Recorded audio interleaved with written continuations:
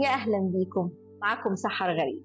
خليني أسألك، كم مرة دخلت مكالمة أو ميتنج مع عميل وطلعت منه حاسس إنك اتلخبطت أو ضيعت الفرصة؟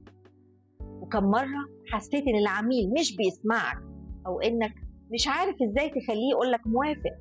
البيع مش حظ، البيع لعبة ليها قواعد، ولو لعبتها صح تقدر تكسب أي عميل وتحول الرفض لقبول وتفتح أبواب النجاح قدامك.